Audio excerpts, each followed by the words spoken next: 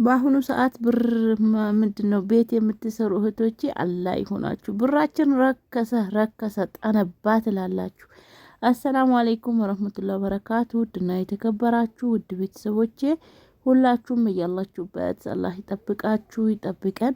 ለቤቴ መዲስ ሆናችሁ ሰብስክራይብ አድርጉ፣ ቪዲዮ ላይክ ማድረግ እስከ መጨረሻው ተከታተሉ። እንግዲህ አንዲት እህታችን እንግዲህ ግቢ ላሰራላት ነው። ግቢ ስላችሁ የቤቷን ዙሪያው ማለት ነው በቆርቆሮ ሊታጠርላት ነው።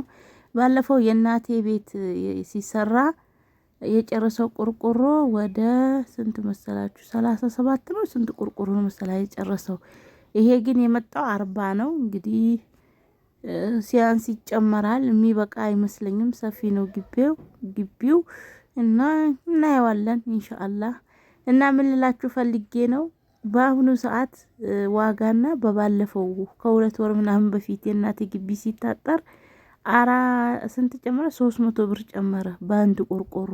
700 ሂሳብ ነበር የተገዛው የእናቴ ቆርቆሮ ማለት ነው።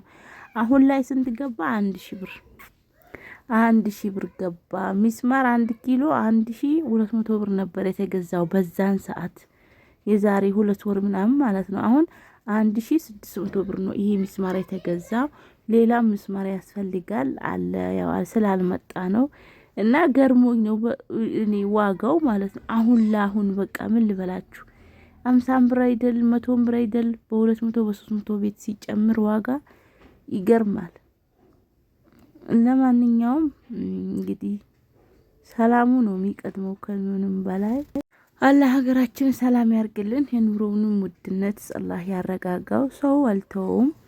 እና በአሁኑ ሰዓት ቤት የሚሰሩ እህቶቼ እውነት ለመናገር በጣም ይከብዳል። በተለይ ምንድነው ሽስማ እዚህ ኢትዮጵያ ላይ ሆናችሁ ለመስራት በጣም ነው የሚከብደው። ያላችሁ ነገር ፕሮሰሳችሁን እዛው ያላችሁ ጭርስርስ አርጋችሁ ከነግቢው ብትመጡ ይሻላችኋል።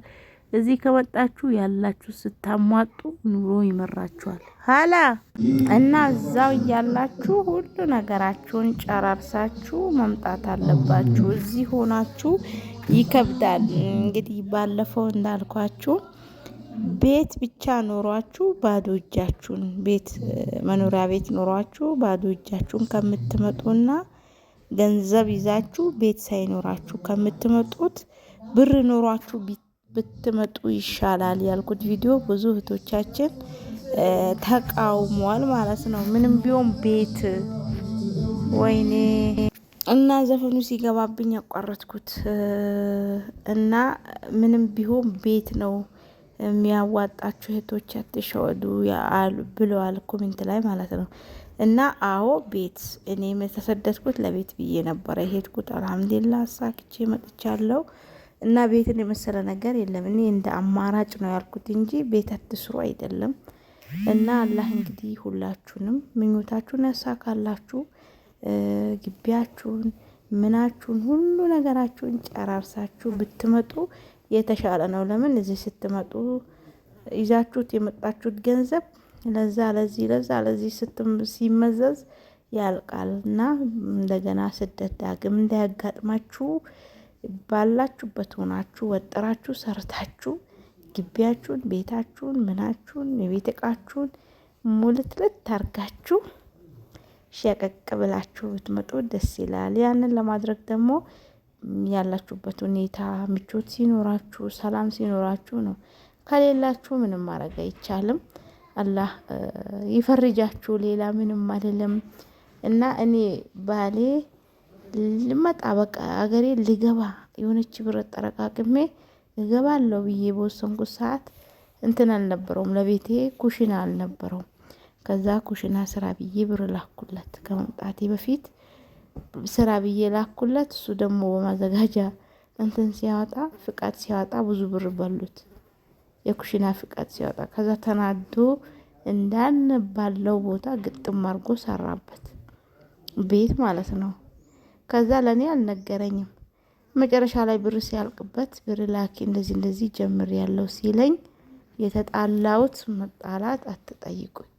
አንተ እኔን አትፈልገኝም፣ እኔን ሁሌ ለአረብ ሙግዚት ልታረገኝ ነው ብዬ የላልኩት ነገር ያላለቀስኩት እልቅሻ ተውኝ አልኳችሁ። ወላይ በጣም ነበር ያለቀስኩት። ግን አሁን ወላይ አልሐምዱሊላህ እያልኩ ነው። ለምን ብትሉ የቤት ኪራይ በየጊዜው አምጥተው ሲሰጡኝ የቤት ኪራይን ስቀበል ምናምን ወይኔ የዚህ ቤት እኮ ብሩ እስካሁን ቢኖር ይሄኔ ወይ ጠፍቶ ነበረ ብዬ በጣም ነው በዛን ባለቀስኩበት ሰዓት እጸጸታለሁ። በዛን ሰዓት ደስተኛ ቢሆን ነበር። ባሌንም አስቀይሜ ይላል ሁሌ ኪራይ ሲሰጠኝ ይናገራል። ይኸው እያለቀሽ እንዲህ እያልሽ የተሰራ ቤት አሁን ምን መሰለሽ ይለኛል። ሁሌ ያነሳብኛል። ግን አልሐምዱሊላህ ስትቸገሩም የያዛችሁት ነገር ማንም በስደት ተመችቶት አይደለም የሚኖረው። እየተቸገራችሁ ምንም እያላችሁ ያን ያህል ተጽዕኖ ከሌለባችሁ ራሳችሁ የሚጎዳ ነገር ከሌለ እየተቸገራችሁም ቢሆን ስሩ። መቼም በስደት ያለ ሰው ምቾት አለኝ የሚል ሰው አለ ብዬ አላስብም። ሊመቸንም አይደለም ይሄድ ነው። የሰው ቤት ነው፣ የሰው ሀገር ነው። የምንሄደው ጉልበታችን ሽጠን ገንዘብ ለማግኘት ነው። ስለዚህ ምቾት ሊኖርም አይገባም እና በሄድንበት ነገር አምነን ወስነን አላማችን እስከምናሳካ በሰብር መጓዝ አለባችሁ እህቶቼ። በአሁኑ ሰዓት 2 አመታቸውን ጨርሶ እየገቡ ሳይጨርሱም በሄዱት በ2 ወራቸው ሲመለሱ በጣም ነው የሚያስፈራው። በ2 አመት ቢሰሩ አሁን ምን ይሰራበታል? የ2 አመት ብር ወይዳ ይኖርባችኋል። ሄዳችሁን ትከፍላላችሁ። ከዛ ያለችው ብር በቃ ለዚህ ላይ ከሌለ ምን ሲባል ተቀናንሳለች። እናንተ ጨምሬ እሰራለሁ ብላችሁ ባሰባችሁ ሰዓት አረቦቹ 2 አመትሽን ጨርሰሻል ከገርሽ ግቢ ይላሉ። ይኸው እኛ ሰፈር 2 ልጆች መጥተዋል።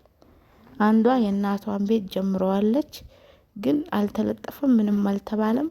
መሬት ነበራት ለእናቷ። ቤቱን ብቻ ከነ እንጨቱ አቆመች።